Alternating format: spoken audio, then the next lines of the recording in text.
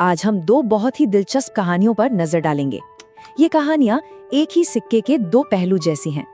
एक तरफ हम अंतरिक्ष की गहराइयों में झांक रहे हैं और दूसरी तरफ हम अपने ही नाजुक से आसमान को बचाने की कोशिश कर रहे हैं। मतलब एक तरफ तो हम हजारों प्रकाश वर्ष दूर जीवन के संकेत खोज रहे हैं और दूसरी तरफ हमने अपने ही घर पर सिर्फ 15 किलोमीटर ऊपर जीवन को बचाने की एक लड़ाई लड़ी। तो सवाल ये उठता है कि ये दो नजरिए हमें सिखाते क्या हैं? चलिए इसी को समझने की कोशिश करते हैं। तो हमारी पहली कहानी हमें ले चलती है जेम्स वेब स्पेस टेलीस्कोप तक, जिसे शॉर्ट में JWST भी कहते हैं। ये इंजीनियरिंग का एक ऐसा करिश्मा है जो हमें वक्त में पीछे बिल्कुल शुरुआत तक देखने की ताकत देता है। जरा इस टेलीस्कोप की ताकत का अंदाजा लगाइए। इसकी फोकल लेंथ है 131.4 मीटर। सोचिए, ये एक नॉर्मल कैमरे के लेंस से 2500 गुना से भी ज्यादा है ना कमाल की बात? लेकिन JWST की असली ताकत इसकी सुपर पावर अदृश्य को देखने की काबिलियत है। मतलब जो हमें नॉर्मल लाइट में सिर्फ धूल के घने बादल जैसे दिखते हैं ना, JWST अपनी इंफ्रारेड नजरों से उनके आर पार देख सकता है। और यही वो ताकत है जो इसे ब्रह्मांड के शुरुआती दिनों में झांकने का मौका देती है, ठीक उन जगहों पर जहां नए नए तारे पैदा हो रहे हैं। तो चलिए अब अपनी खोज का दायरा थोड़ा छोटा करते हैं। पूरे ब्रह्मांड से हटकर अब हम सिर्फ उन ग्रहों पर फोकस करते हैं जहां शायद जीवन मुमकिन हो सकता है। अच्छा, जब भी ऐसे ग्रहों की बात होती है तो एक शब्द सुनने को मिलता है, एक्सोप्लैनेट। सीधे शब्दों में कहें तो ये वो ग्रह हैं जो हमारे सूरज का नहीं बल्कि किसी और तारे का चक्कर काटते हैं। और JWST ने आते ही एक बहुत बड़ी खोज कर डाली।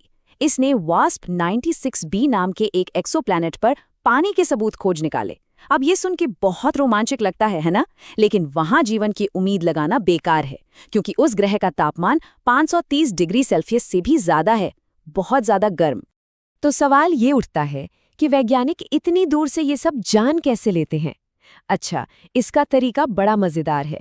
देखिए, जब किसी तारे की रोशनी उस एक्सोप्लैनेट के वायुमंडल से होकर गुजरती है तो वहां मौजूद मॉलिक्यूल्स कुछ रोशनी को सोख लेते हैं। एक स्पेक्ट्रोग्राफ फिर उस गायब हुई रोशनी को पढ़ता है और हर मॉलिक्यूल का एक अलग अनोखा फिंगरप्रिंट होता है। बस इसी फिंगरप्रिंट से पानी का पता चल गया। तो चलिए अब दूर के आसमान से नजरें हटाते हैं और अपने घर, अपनी पृथ्वी पर पनप रहे एक खतरे की तरफ देखते हैं। और मजे की बात यह है कि ये कहानी भी एक अदृश्य दुश्मन की खोज से ही शुरू होती है। कहानी शुरू होती है 1982 में। एक वैज्ञानिक थे, जोसेफ फामन। उन्होंने अंटार्कटिका में ओजोन में 40% की कमी देखी। उन्हें यकीन ही नहीं हुआ। लगा कि उनकी मशीन खराब हो गई है, पुरानी है। लेकिन अगले साल एक बिल्कुल नई मशीन ने भी वही रिजल्ट दिखाया। और फिर 1984 में 1000 मील दूर एक और जगह पर जो आंकड़े मिले वो तो और भी ज्यादा डराने वाले थे। बस फिर क्या था, ये खबर पूरी दुनिया में आग की तरह फैल गई और हर तरफ एक घबराहट का माहौल बन गया। न्यूज़ रिपोर्ट्स चीख कर कह रही थीं कि पृथ्वी की जो सुरक्षा ढाल है वो खतरे में है और उसके साथ साथ हम सब भी। तो सवाल उठता है कि ये ओजोन परत आखिर है क्या चीज?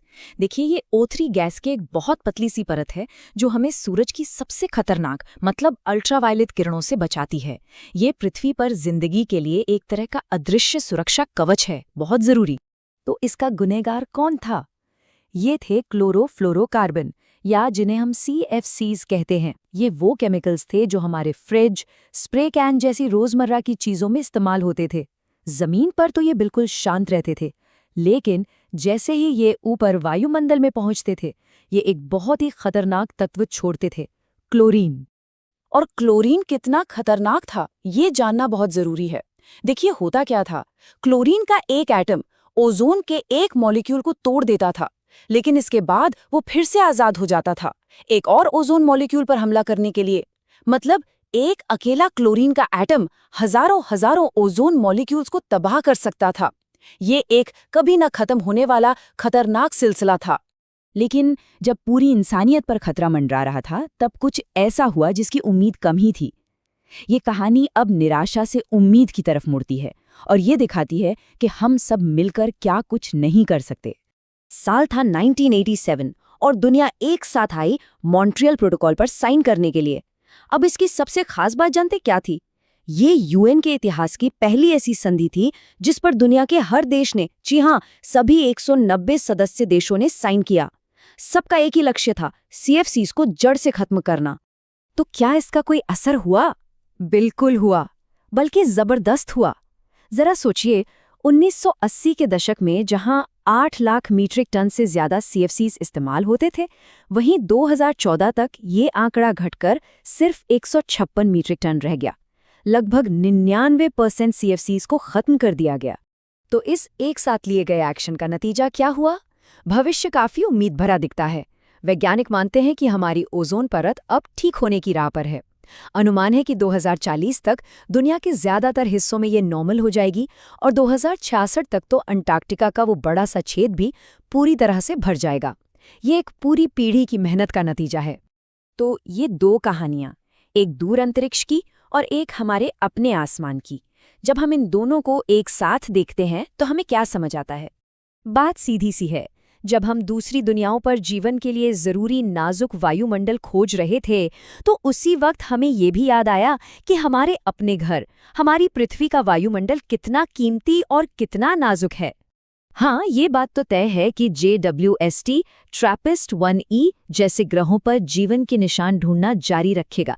लेकिन जब हम उन दूर की दुनियाओं के बारे में सोचते हैं तो हमें अपने घर की कीमत और भी अच्छे से समझ आती है। ओजोन की कहानी हमें एक बहुत बड़ा सबक सिखाती है कि जब हमारे अस्तित्व पर संकट आता है तो हम सब मिलकर जो कर सकते हैं वो न सिर्फ मुमकिन है बल्कि बहुत शक्तिशाली भी है।